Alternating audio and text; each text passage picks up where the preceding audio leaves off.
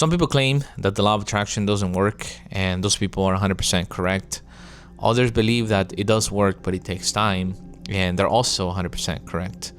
Then there are the people that believe that the law of attraction is always working and you're always attracting different possibilities into your life depending on the types of thoughts that you choose to entertain or the types of beliefs that you hold. And those people are also 100% correct. So you might be wondering, where's this guy coming from? Why is he saying that everybody is correct?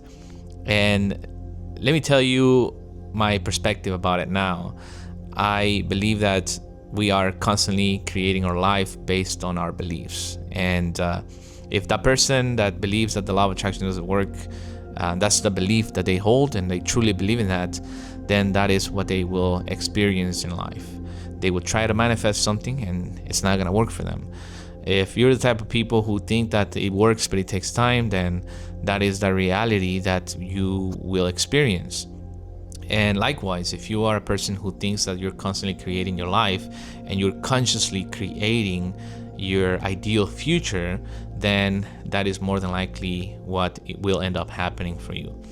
So the reason why I tell you this is because you could be using the law of attraction and not knowing that you are using the law of attraction. So if you constantly worry, if you feel anxious or frustrated about the future, then you could be using the law of attraction, but to your disadvantage.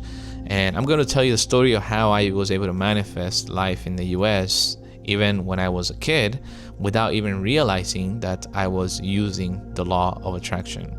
So back in 2004, 2005, I was living in my home country of El Salvador. At the time, I had an uncle that had moved here to the US. He lived in the city of LA. And he would send us pictures of his life. You know, he would send us pictures of the big buildings in LA, and when he would travel on plane, he would send us pictures of the airplanes and stuff. And I would look at those pictures constantly because I wanted to be able to have that life, to be able to experience that. And eventually things happened, and he was able to get my dad a job at a company that he was working for. And then my dad was able to move to LA with him and work in the same company. And he would also send us pictures of the parks that he would visit and stuff like that. And for me, you know, I love those images. I wanted to keep seeing more pictures, and I constantly asked my dad to continue to send those pictures. And life in the US became very real for me. I would see myself here in the US going to play soccer at the soccer fields and going to the parks with my family, my mom, my sister, and I would see myself going to school here. In fact, during that time, there was a show that I would watch on TV on Nickelodeon called Ned, the Classified School Survival Guide. If you're a millennial, you probably have heard or watched that show before. And it was this little kid that would depict life as a student in the US. And the school that I was going to at the time was a very small school. We didn't have locker rooms. We didn't have PE class. It was a very, very small school. So for me, having my own locker was like a dream, and being able to go to PE class. So I would really enjoy watching that show. And every day, you know, in the middle of the day, I would lay down on a hammock that we had set in the patio of our house, and I would close my eyes, and I would see myself here in the US, living life here, going to school here. And also over there where we live, there's like a mountain range you can see from our house. And I would look at that mountain range, and in my head, I had convinced myself that behind that mountain range was the city of LA. And if one day I could make it to over that mountain range, I will be able to be in LA and be with my dad and my uncle.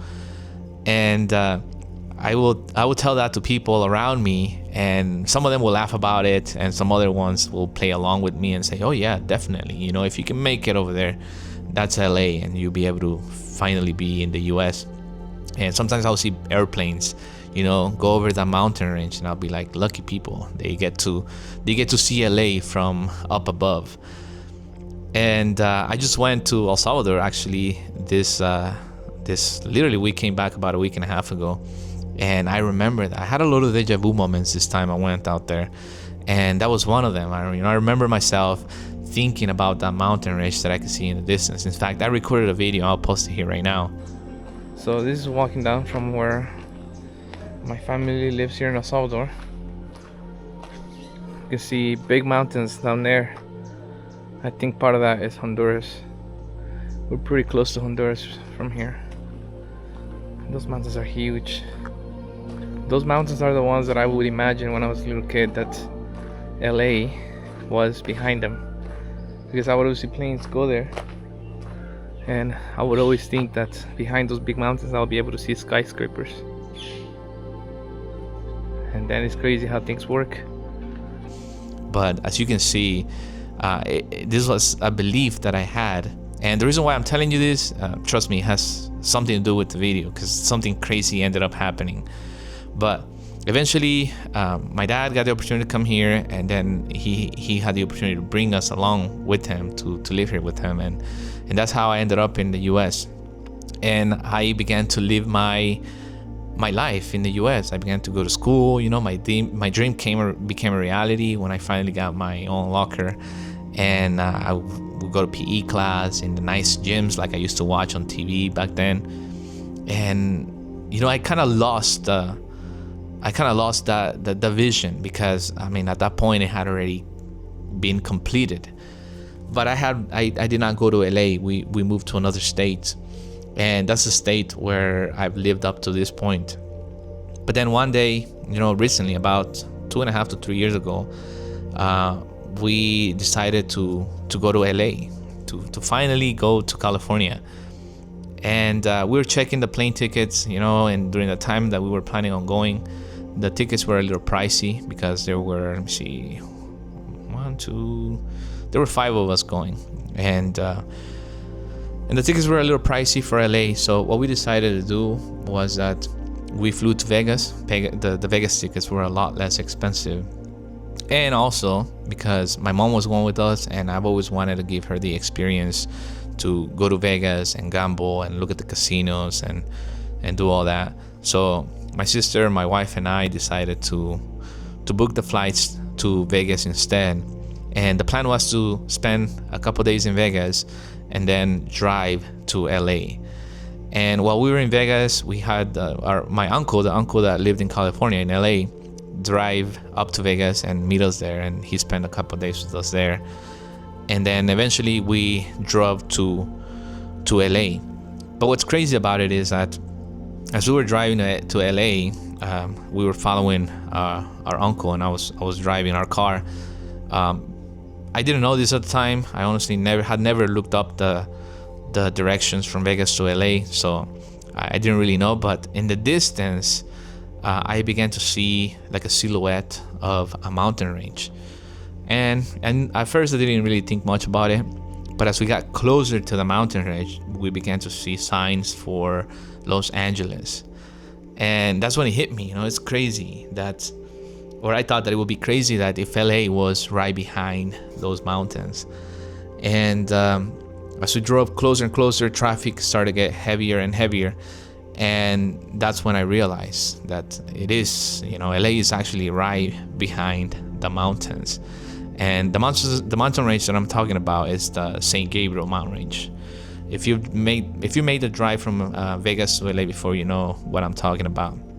But it was so crazy to experience that after for many years believing that LA was behind a mountain range, but not the mountain range that I was driving through right now. It was the mountain range that I could see from my home back in El Salvador. And the reason why I tell you the story is to illustrate how weird the universe could be, because I can almost guarantee you that if I had never believed that when I was a kid and truly believed it, we probably would have just booked the flights directly to LA, and that would have been my experience in getting to LA. But because of the fact that I had planted that seed, it grew to the point where life had to give me the experience to arrive to LA crossing a mountain range. And even telling you this gives me goosebumps right now, because it's crazy how that works. And that's why now I am a big proponent of the law of attraction. I truly believe that whatever you believe in, whatever you hold in your head as a reality, you will experience it in your life. In fact, I'm not a religious person, but I've read some of the Bible before. I grew up in a religious family, and I remember one phrase in particular that's in the Bible, and supposedly Jesus said this: for whatever you ask for in prayer, believe that you have received it, and it shall be yours. Jesus used to talk a lot about, living life in the present moment, and for whatever you desire, you have to act as if you already have it in your life. Another phrase that you can find in the Bible is the one that says, "Let the weak man say, I am strong." In a way to let you know that don't ask for things in the future. Believe in that whatever you desire now in the present moment. Don't say I will be strong. Don't say I could be strong one day. Say I am strong in the present moment. And you can apply the same technique or the same philosophy to your desires for the future.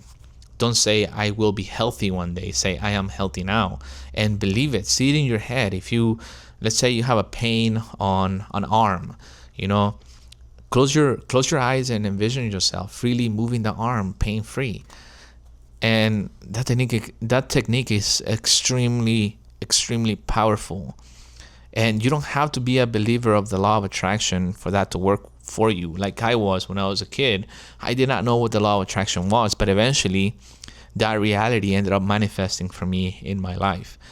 And that is why I wanted to start a channel like this, where I can share those experiences with people who might have no idea that these things are out there and that these things exist. And again, a lot of this is from my own personal experience, but I encourage you to try these things for yourself and come out to your own conclusion about them.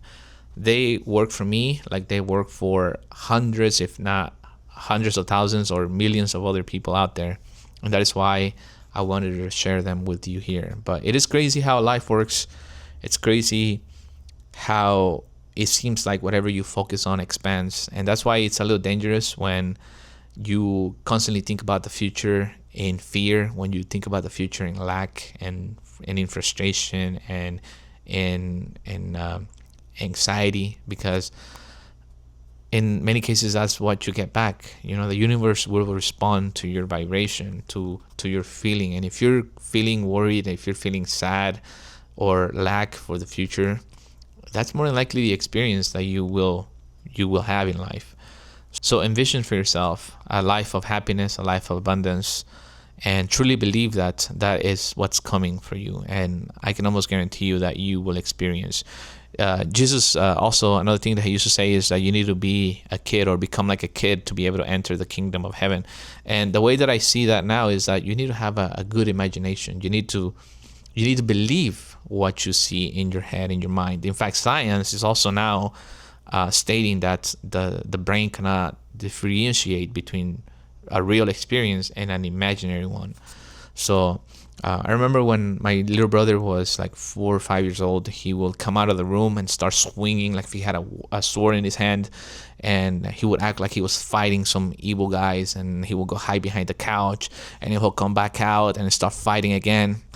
And I remember one time I asked him, like, who are you fighting against this time? Because he would always do this.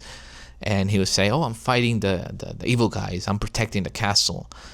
And I mean, it's funny for us as adults, but for a kid, that's something that they are creating, and it's real to them. And that's what you have to be if you want to manifest using the law of attraction. You need to become 100% convinced that is what will happen in your life, and it will eventually happen, because I'm talking from personal experience. A lot of the things that I at one point imagined in my head, whether it was something good or bad, most of the time that happens, that ends up happening. So might as well think positively for the future and take action. But that's the video for today. I hope you enjoyed it. If you did, make sure to give it a like. I hope you enjoyed my little story of how I was able to create life in the US using the law of attraction. If you have any questions, suggestions, ideas, leave those in the comment section of the video. And I will see you guys on the next one. Bye-bye.